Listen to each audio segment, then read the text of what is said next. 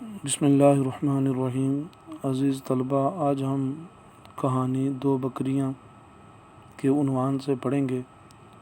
سرسبز و شاداب درختوں کی ایک قطار تھی جو ندی کے دونوں کناروں پر دور تک نظر آ رہے تھے۔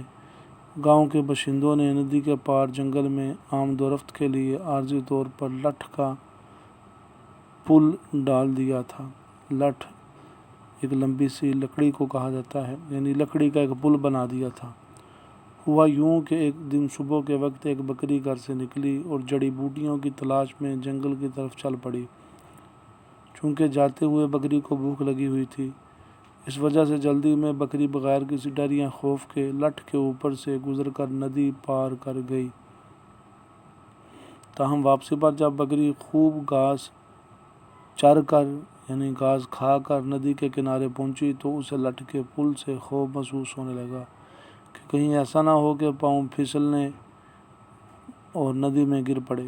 بکری کچھ دیر سوچتی رہی، آخرکار راہ نہ پا کر لٹھ پر چڑھی اور احتیاط سے آہستہ آہستہ قدموں کے ساتھ چلتی ہوئی ندی پار کرنے لگی۔ بکری نے ابھی آدھا فاصلہ طے کیا تھا کہ اچانک اس کی نظر سامنے پڑی۔ سامنے سے ایک اور بکری آ رہی تھی۔ یہ دیکھ کر پہلی والی بکری کے ہاتھ پاؤں پھول گئے، یعنی وہ ڈر گئی۔ بکری لٹھ کے درمیان میں تھی، پیچھے بھی نہیں مڑ سکتی تھی۔ نہ جانے رفتن نہ پائے ماندن والا معاملہ ہو گیا۔ بکری عجیب مشکل میں پھنس گئی تھی۔ سامنے والی بکری بالکل خوف زدہ نہ ہوئی، بلکہ اس نے عقل مندی سے کام لیا اور لٹھ پر دراز ہو گئی، لٹھ پر لیٹ گئی۔ یہ دیکھ کر پہلی بکری کو کچھ حوصلہ ہوا اور وہ دوسری بکری کے اوپر سے گزر کر ندی پار کر گئی۔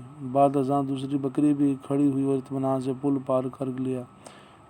دوسری بکری کی بصیرت اور حسن تدبیر سے معاملہ حل ہو گیا۔ اخلاقی سبق: پریشانی کے وقت عقل مندی سے کام لینا چاہیے۔ عقل مندی سے جنگ جیت سکتے ہیں، ضرورت جات کی ماں ہے۔